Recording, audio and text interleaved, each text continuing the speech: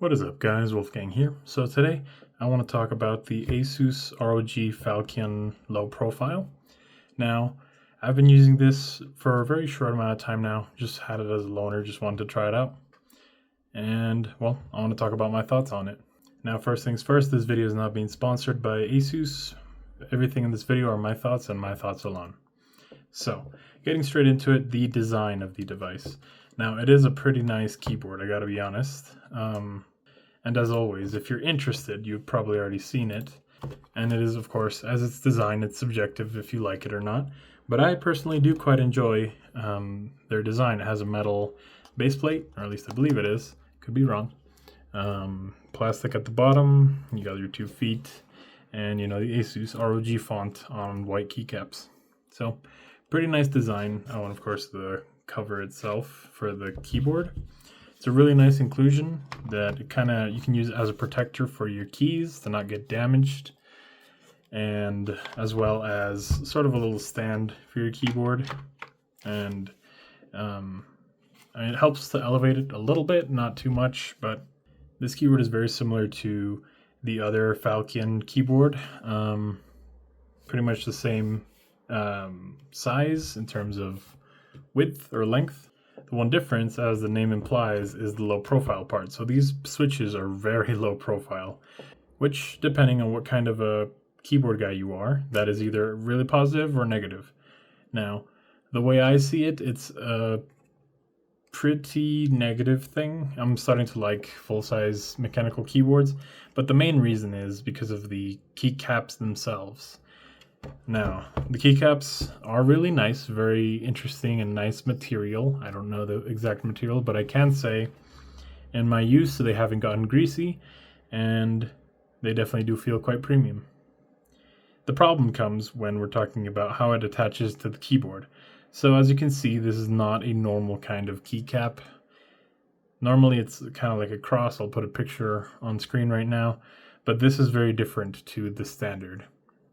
And as far as I can tell, there are no replacements. You can buy maybe the same pack from Asus, but there are no different keycaps you can buy for this keyboard that will be compatible. So you really gotta like this font. You gotta memorize, well, I guess you really gotta like the font, because since you can't switch them out, you don't really need to memorize macros and functions on the keyboard. Now, one positive of how this connects to the keycap, or one positive of how the keycap connects to the keyboard, is that since it has 4 pegs on perhaps not exactly the corner, but a lot closer to the corners, these keys are really stable. So typing on it feels really nice, as you can tap on any part of the key and the whole key will go down uniformly. So it feels really nice to type on. Now, as for features, this comes jam-packed with features as always. Asus really likes their features, and I appreciate it.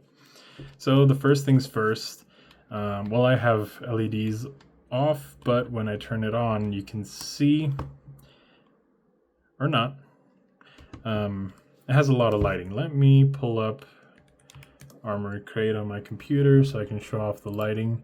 But you get a lot of lighting, and one really nice thing on this keyboard is that it is compatible with the new Windows dynamic lighting. So, you know, you can use the Windows dynamic lighting if you prefer that, or you can switch back to Asus lighting if, you know, you want to sync it with other devices that you own. If you have more Asus devices, for example, you can sync the lighting all together. But here is the lighting, at least in dynamic lighting, the Windows dynamic lighting. Now, let me try to switch over to Armory Crate so we can do some effects. There we go. So, fortunately, once we switch over to the Asus, I can tell it's per key RGB.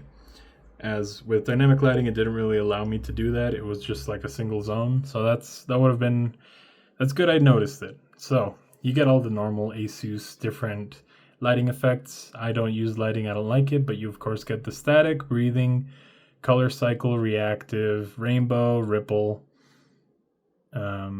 starry night, quicksand, current, and raindrop. I do remember liking ripple at one point. I mean, it's kind of cool, I guess, but you know, you get to customize all the lighting. I don't really use lighting, and yeah, that's kind of how the lighting goes. It also, as you can tell, lights up on the top bar right here looks kind of nice. Not really my aesthetic, but it looks nice. And then for other features, you get two more. As it's a Falchion keyboard, of course, they had to include the touchpad again, right up here. And this, of course, works to play, pause, and well, volume up, volume down. And you can see a pretty nice effect on the bar up here whenever you interact with it. I was struggling to get it to recognize a tap, but when you slide from side to side, it has a really nice indicator. I definitely appreciate it. And then lastly, as for features, the receiver itself, oh, actually, well, it charges through USB-C, forgot to mention that. Has a little slot for the USB receiver, which we'll talk about in a second, and it has a Mac or Windows switch right here. As you can see, both of the kinds of keys on, for example, the Alt, you have the Command key under that, and that's the only one I know about Mac. Oh, I guess Option, I think the Windows key switches to Option, and yeah, maybe shortcuts, I don't know. That's all I know from Mac. I don't own one. The receiver itself is really nice. This is a first from Asus as far as I can tell. Now, for the wireless receiver itself, it's pretty nice. This is a first from Asus. This is called the Omni receiver. Now, this is kind of Asus's version of the Logitech Bolt receivers and, you know, so on and so forth, multiple devices with a single receiver. And I really appreciate this coming to the Asus side. This is the USB receiver, pretty small, pretty nice. As of right now, from what I can tell in the software, it only allows for one keyboard and one mouse, which is good, but I would prefer to have more mice. As for me, for example, I have an Asus and a Logitech mouse. Actually, I have two Logitech mice that I use interchangeably.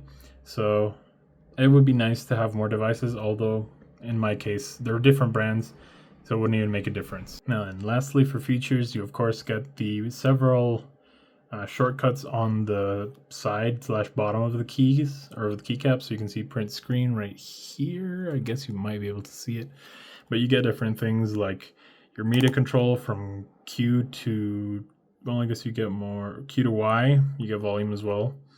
You get some macro keys, and yeah, those are the ones I can tell really quickly. All the lighting effects and brightness on the arrow keys. And yeah, that seems to be it. Pretty nice. I don't use the macros on Asus keyboards, mostly because I haven't learned how to use it and I don't really have a use for them. And, oh, forgot to mention, it does come with two sets of feet, some really tiny ones. They're pretty cute, to be honest, even though it feels like you'll rip them off very easily, and a more normal sized ones. I would never use the smaller ones. Those are extremely tiny. Keyboard feels pretty flat on the table. The larger ones help out a bit, but I'm kind of used to having more reclined of a keyboard. Now then, I bought the red switches, so they're linear. They're not exactly quiet nor tactile. They feel pretty nice. I can't really tell any scratchiness in the keycaps. I believe it might be pre-lubed. So I'm pretty happy with them. I would prefer to be able to switch them out with normal switches, of course, but for them being a low profile and the interesting mounting mechanism for the keycaps, I guess I can accept it. And now the price. So this keyboard, when I checked, I was around 160 bucks. I could be wrong. I'll put the price over here if I'm wrong. But the point is, what I want to say with this keyboard, it's pretty fairly priced. It's a really nice keyboard, but it's not for me. Couple of reasons. We'll get to that in a second. But the price is really fair for all the features you get. The feel is amazing. You get the at least one accessory of, being able to protect your keyboard if you use it as a travel keyboard or lift it up a little bit, make it a dust cover on your desk. Really amazing, really nice. It's not for me. The reason it's not for me is kind of twofold, really. There's not much more else. I'd be willing to deal with the font. I'd be willing to deal with RGB that I don't use. I'd be willing to deal with the price.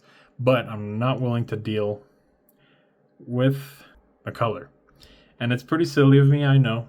I am more of a darker themed kind of guy. My computer case is black. You can see my desk mat is black. My mouse is black. Well, I guess this one's gray because I didn't really have an option. My monitor is black. Everything, basically everything I have, even my water bottle, is at least the gradient from black to gray. So I don't like how the white really pops out to my eyes. I don't really love it. Also, as a recommendation, if you like RGB, the white keycaps will make the keys kind of disappear with some colors, so keep that in mind. But I don't really like it being white. I would love if it were black, so it is what it is. And the second reason I don't really love it is that it's not tactile. Even though these keys are pretty quiet, there still is a little bit of sound that I can tell. And as I come from a, very much more expensive keyboard, I get to customize this as I want to. This has a lot of layers of dampening. It is, I believe, twice the price than the Falchion. So let's be clear, I am somewhat biased. But I have this keyboard with me. It's black. I can switch out the keycaps. I can switch out the switches. I can remove or add foam inside of it. It has this screen, a little knob that I can press, and I prefer the knob than the touch screen just because this is a lot more tactile, or the touch panel thing. I don't really love it. Like, it works, but I don't really love it. This feels a lot better to me. Being able to display my CPU and GPU temperatures on the screen is pretty nice, and it just feels more complete to me personally. But this does not mean this keyboard is made for you, nor does it mean that this one is not made for you.